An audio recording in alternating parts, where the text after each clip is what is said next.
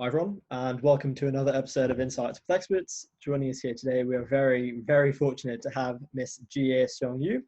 Jiye Seong-Yu is a strategic advisor at the Human Rights Foundation. And Jiye, it's absolutely wonderful to have you here today. How are you? Great. It's very early. It's kind of early morning for me in the Netherlands, and it's quite late for you in Australia. So thanks for making the time so late in the evening. Of course. And also we're with us today, our guest student will be Callum Burns. Callum, how are you? Hi, I'm good. I'm happy to be here. Cool, all good. So, Jay, the first question that we wanted to ask you is essentially what inspired you to join the Human Rights Foundation? I mean, is this an area that you've always had a sense of interest in? Or, maybe could we have a little bit of an insight into what your role entails as well? But yeah. Yeah, so I've always been interested in human rights. So I come from a family that's been kind of activists. My father was an environmental activist.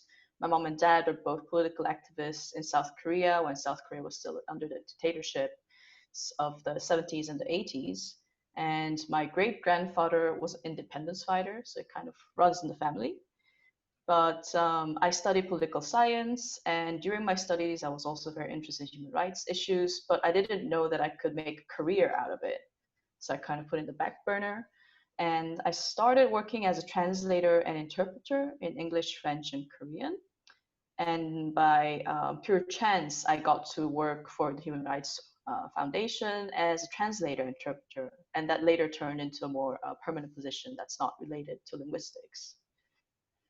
And your second question was what my role entails. So I'm the manager of the Flash Drives for Freedom program, and that's our North Korea program in general, in which we work on bringing information into North Korea, which is one of the most censored countries in the world, along with Eritrea. And basically what we do is we help activists that have escaped North Korea and that have resettled in South Korea. And they've already been sending information to North Korea since many, many years using DVDs, CDs, all kind of devices that they could get their hands on. But basically they had to buy all those devices out of their own pocket. And we knew that there were already many USBs and SD cards that people, especially in the US and in Europe, we're not using because we're already moving into the cloud and people just buy new things, So we thought, let's just combine those two and collect used devices that people don't need anymore and then send them to South Korea, to our North Korean partners, and then have them use them, re-upload data onto them, and then send them to North Korea with information. So that is what I do. And besides that, I also work on helping North Korean activists connect with international media, bring them to international conferences. So yeah, I'm really fortunate to be able to meet North Korean activists on a very regular basis. Yeah, that sounds like some really interesting stuff, actually. Thanks for sharing that with us. On a slightly different note, though, I wanted to ask, obviously you've immersed yourself in a variety of cultures, geographical locations, and, fields. And so I wanted to sort of explore what are some of the benefits of that? And perhaps more importantly, why do you think it's important that, some of the youth and the next generation of leaders and whatnot, they also immerse themselves in a variety of different experiences as well? Yeah, to give a little bit more background into that, I grew up in an international village called Oroville in South India. And it's a kind of eco-village that's made up of 45 different nationalities and about 3,000 people as of this year. So I grew up going to school with people from really all over the world. And that's why I don't really have any kind of specific bias or prejudice against anyone. That's because I was brought up that way. But I also know not everyone is fortunate enough to grow up in the kind of environment.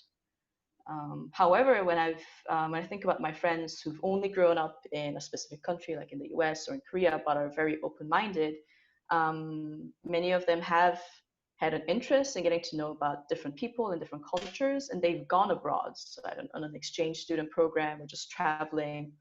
And I think that's essential to a healthy development for everyone, because we're going to always meet people that are different from us and that disagree with us, and we have to be able to work with everyone unless they hold some really strong views that we think are morally incorrect.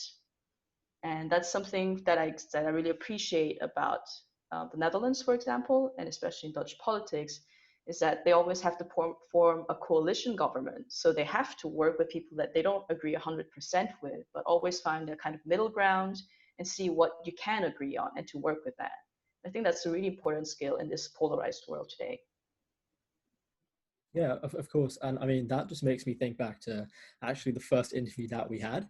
What the expert said, his name was Jip. He told us that one of the things that the youth should always do is find out information about things that we don't understand, about people that we aren't familiar with, people that we really haven't merged with in our life. And I think that's just such an important thing that we should carry.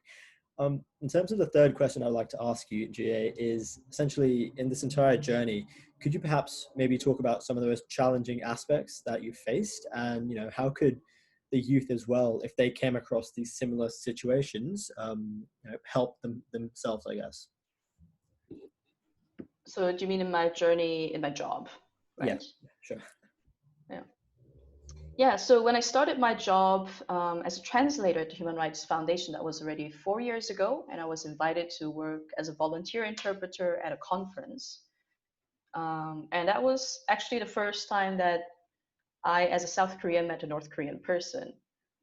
And it wasn't really challenging, but it was a very new experience for me because I was spending time with somebody who looks really similar to me and who speaks really similar to me, but who's grown up in a completely different environment. And I think often it's a human tendency to make this mistake, to see somebody that looks like us or that we feel are very similar to us, and to assume that they know everything we know and that they will understand everything we understand. And I learned that that wasn't necessarily the case.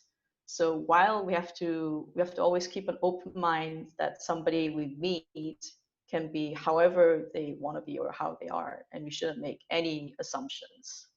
So that's one thing I learned on my job. And the second thing is, I think this is both an advantage and a disadvantage, like many things, is usually in my job, not this year, I travel a lot for my work.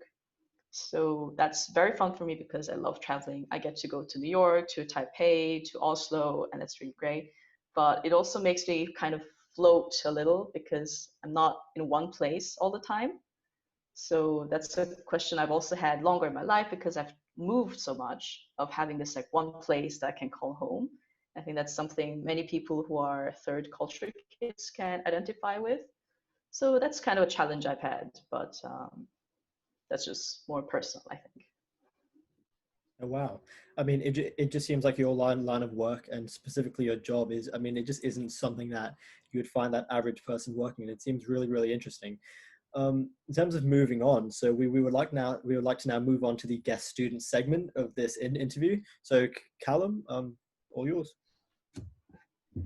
Hi.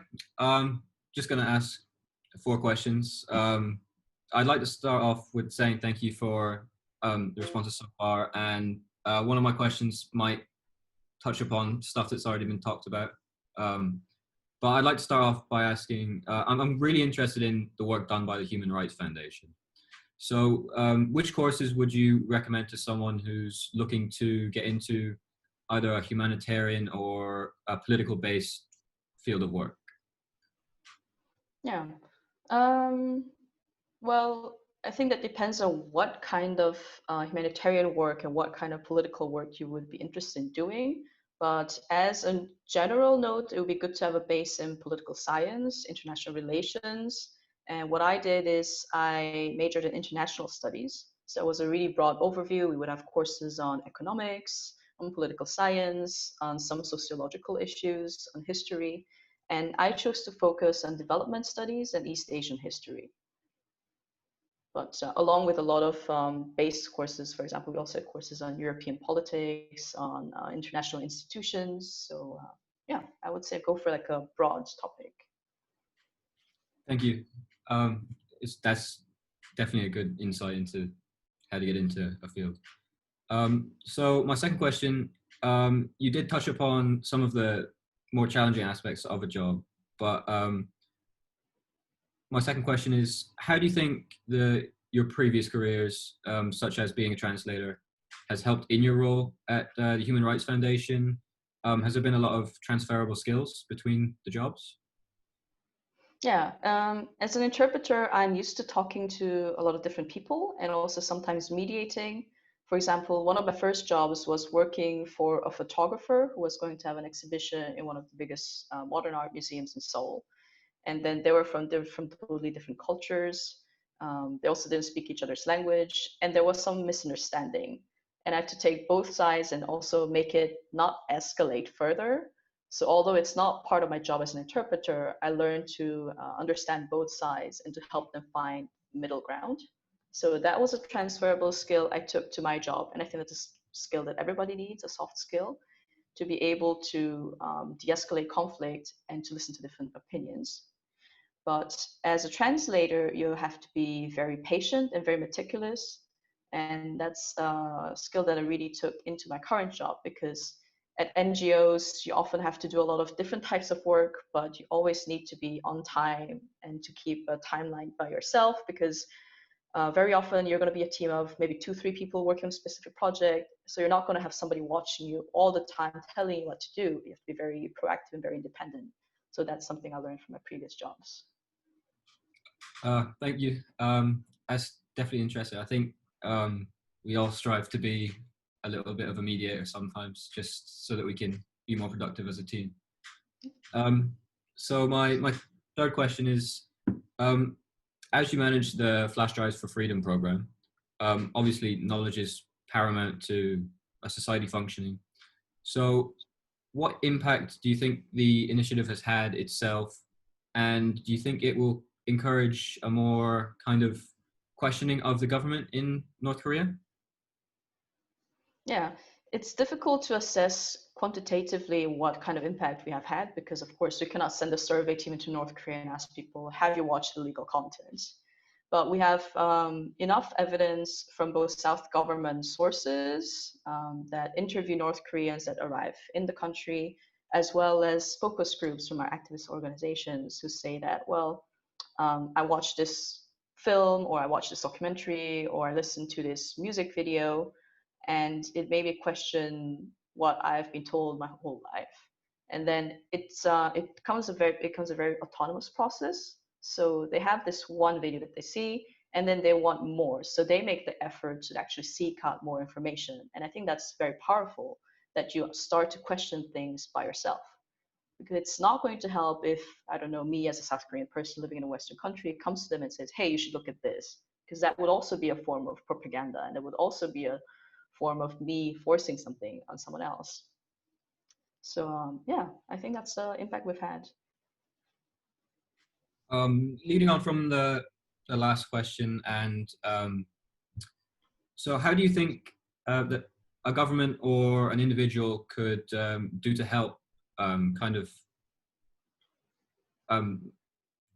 like encourage this questioning of the government and like the drive for knowledge outside of a program like Flash Drives for Freedom? Yeah. On a governmental level, so we as an NGO don't work with any governments, and our stance is that governments should consistently bring the issue of human rights in North Korea at the table. For example, at the United Nations or at bilateral meetings with the North Korean regime.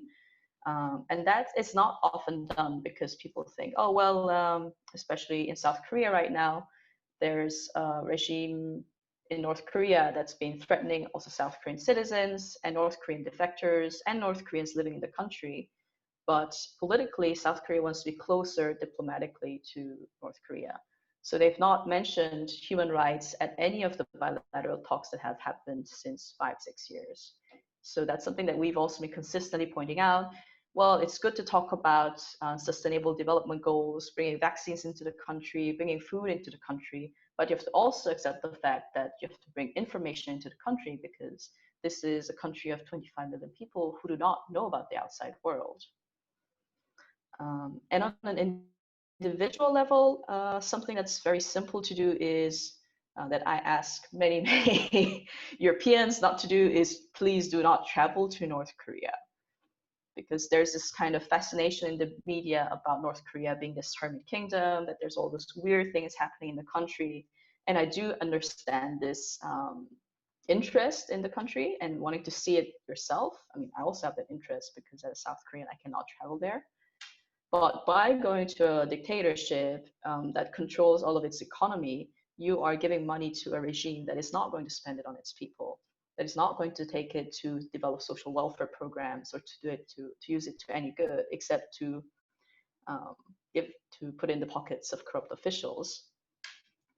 And I guess the second thing individuals can do is to just generally take an interest in North Korean people who have left the country and who are free to speak up about their experiences and what they've seen. And there are so many North Koreans, for example, in China, and there's 33,000 of them in South Korea. But we don't often hear about them in the media because we hear about Kim Jong-un and about nuclear weapons. So even if you go into YouTube, look for North Korean defectors, and you'll see many YouTube channels run by actual North Koreans that have escaped the country. Thank you so much. That's given me insight into so many different things that I wanted to know about. But I think especially interesting is what we can do as individuals, because I think that stuff won't start to change until more individuals themselves start to get into thinking about it properly. But thank you. Thank you. And if you have any other questions, you can always send me an email or a message on LinkedIn or something. Yeah, that sounds good. Thank you so much for those insights. It's really interesting to hear, and I think it's definitely been one of the more unique interviews we've had. Not a lot of people work at the Human Rights Foundation, especially not with North Korea. So it's been really cool. So as this comes to a sort of close, we have one question which we like to ask sort of everyone we have on here, and that's as Sean mentioned earlier. If you could leave the youth with one piece of advice, what would it be? Yeah, that's something that you guys are actually already doing, which is you should always try and ask questions. And to explain, I got my job because I was always interested in human rights, but I didn't know I could have a career in it that would, be feasible, because a lot of human rights jobs are underpaid or it's very difficult. So I put it in the back burner and I worked at a management consultancy. I worked at an IT firm. I worked as an interpreter and translator. And I really got my job now because I just reached out to the Human Rights Foundation and said, I want to attend your conference. Can I get a student discount? That was the first email I had, and it led to my job. So you should always try and not be afraid of making mistakes and just go for it. Thank you for listening to this episode of Insights with Experts. We'd now like to introduce a platform that we think would be useful for all of our viewers. Teachers on Wheels is an Australian charity that helps people from all walks of life achieve their career goals. They provide free career guidance and support services to young people in Australia and all over the world, including weekly career webinars with professionals from a diverse range of industries, a resume review service, and a mentoring program in collaboration with Westpac. Thanks for listening in. This podcast has been brought to you by DSARE, a platform designed to bridge the gap between the youth and professionals. You can read more about us at DSARE.org, and you can also check out the section titled Insights with Experts, where you can submit your questions that you might have for future experts and industries that you would like to learn more about. And you can also refer in any experts that you might know yourself.